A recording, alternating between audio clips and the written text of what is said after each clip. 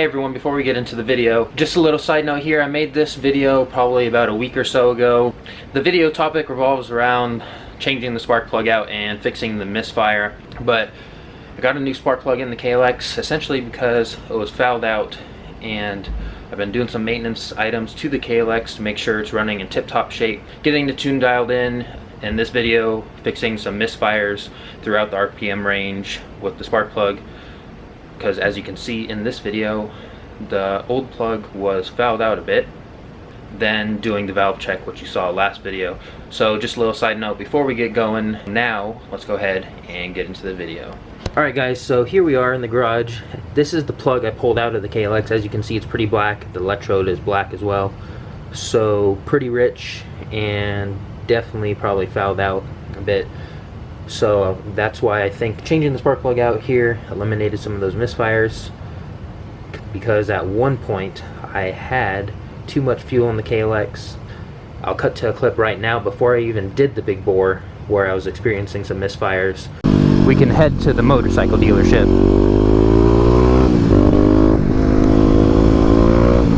So I think that the plug was probably fouled out a little bit before, and therefore I've been running the big bore with a fouled out plug for a while maybe.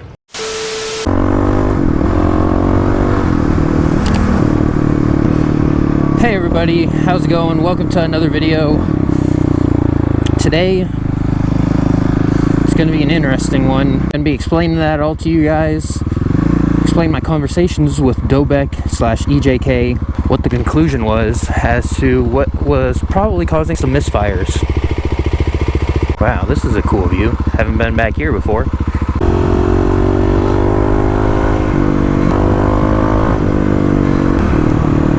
Alright, so let's get straight into this video here. As you guys saw in my dyno video, I got a pretty pronounced lean spot at about 6,500 RPM, which when riding the bike in first and second gear was pretty pronounced because the bike would start misfiring, bucking, bogging, whatever you want to call it. So at first, like I said in that video, my first instinct was to go to the fuel controller to add some fuel in there, because I believe my setting was at about 2, maybe 2.5. And while it seemed to help it at lower RPMs, it seemed to run a bit smoother and a little bit cooler. I still would get that misfire at 6,500, 6,000 to 7,000, right around there.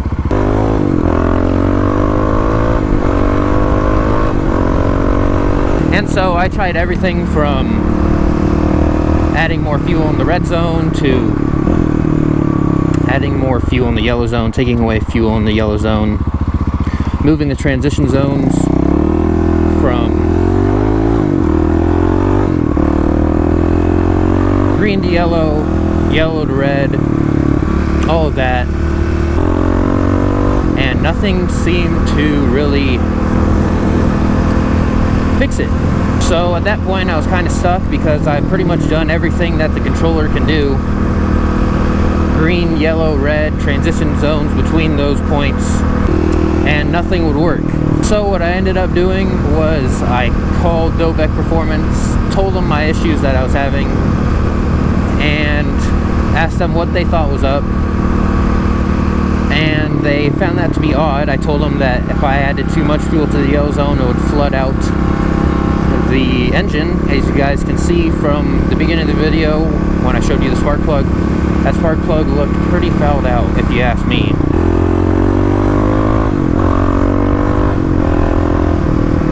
So he said, yeah, that kind of sounds about right. And so he said that he would call the engineer and see what he had to say. So I waited about a week and I called him back, and he said that the engineer said that they didn't program a fade into the EJK, so that would rule that out. And he said that it would be pretty unlikely that there would be a fade programmed into the ECU from Kawasaki, which would make sense because they have to meet certain emission standards and they may have programmed something like that in there, but said it's still pretty unlikely. And then he said that he really doesn't know what to tell me, other than that it's probably not a controller issue, it's an engine issue. And so I said, well, I know that some of you guys have put the big bore on yourselves, and some of you guys have reported some misfires, but it seems that you guys got them worked out by adding fuel or adding less fuel. So I told him that, and he's like, really? Same controller, same big bore setup? I said, well, yeah. I said, I'll tell you the differences between the setups that I have. I told him that, and I said the only difference between my bike and Bill Blue's test bike that he did with the big bore testing was that his test bike didn't have the Megabomb header, it had the stock header, and it had a Q4 Slip On. So I told him, I guess I can try and put the stock header back on, which you guys can see down here I currently am running right now. As soon as I got that on, went out yesterday, tried to test it again, and well, nothing. Same issue occurred, misfire, 6,500 RPM. So I figured, well, what else could it be? Well, I guess it could be the ignition.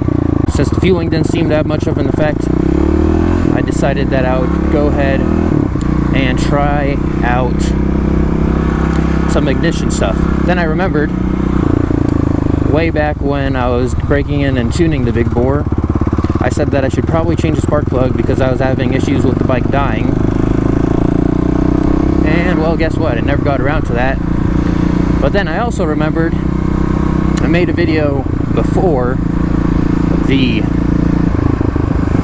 big bore install with stage 1 mods, and I remember noticing that there was a very slight misfire hiccup. So I went back to that video, and thank goodness I filmed my rides, because I went back, saw that misfire occurred at about 6,000 RPM. Whoa, that's a Lotus. Cool. I gotta go back and look at that. Sweet, sweet. So I went back, looked at that video, and I saw that the misfire was indeed at about 6,000 RPM. I'll go ahead and play back that clip for you guys so you can see for yourself. We can head to the motorcycle dealership.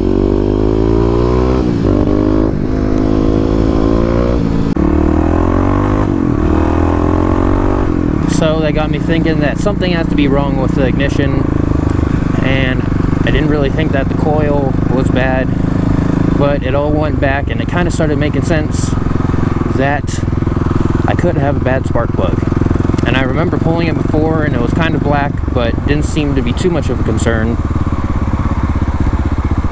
I pulled it again, seemed like it was white, and then I pulled it again after doing some more testing, and it looked like I found out the plug. Finally decided to go get a new spark plug. And here we are on the bike now, testing my theory, and it looks like I have to make a couple small adjustments, but as you can see here, when I get to 6,000 RPM, the misfire is definitely a lot smaller than it used to be. And so now, if I just make a couple adjustments here to the EJK, I should be good. One of you guys commented on the last video asking for my EJK settings, and I said that I was right around where it came stock. So that's what I'm working with right now. Stock for the yellow zone, it came at 4.5. So I'm working around that number, 4.5, 4, 3.5, 5, 5.5, seeing which one is going to give me the best situation and the best running bike. So with this newfound information, what could have caused that lean spot? Well, with a fouled out plug or a plug that isn't functioning properly, misfire, of course, will not combust the air and fuel mixture. So therefore, when that goes through the oxygen sensor that the dyno shop put in the exhaust, it would come up as really lean because it didn't combust that air fuel mixture. Correct me if I'm wrong, but that seems like a logical explanation. oxygen sensor reads oxygen, not fuel, so therefore the combustion does not happen. You're gonna have a bunch of air in there.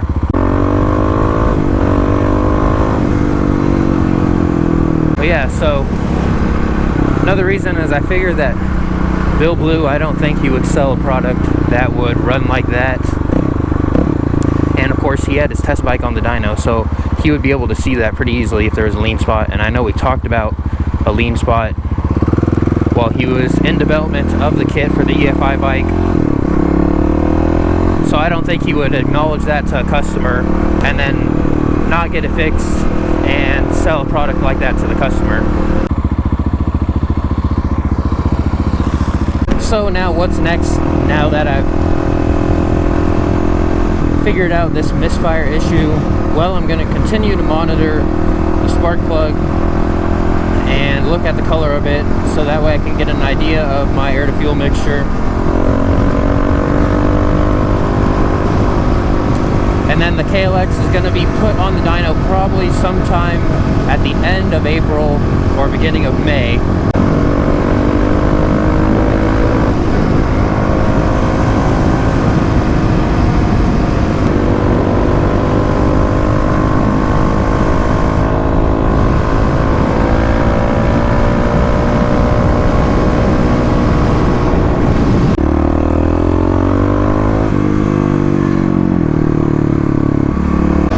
Guys, well, it looks like that's going to be the end of the video.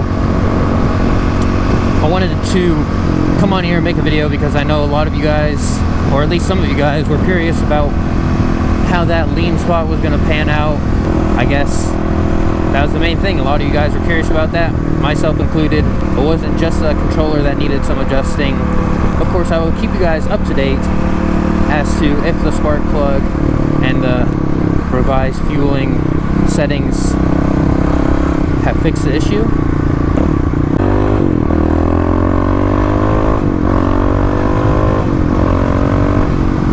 So if you guys enjoyed the video, be sure to give it a big thumbs up. Also, be sure to share it to your friends and those who may enjoy it. And of course, make sure you go down there, hit that subscribe button, get the bell on. We got a special announcement coming for the KLX once we hit 1,000 subscribers.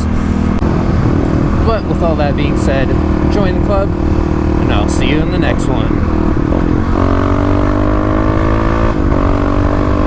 I'm the motherfucking greatest, yeah, I'm the greatest. Bitch, my competition, they just don't fit that niche. You can try to take a shot at me, I will not flinch. I try to jack at my sound and then I flip that script like I ain't doing no favors. See me walk around with all that moolah, baby. Girl talking to me, telling me that I was a savior, yeah.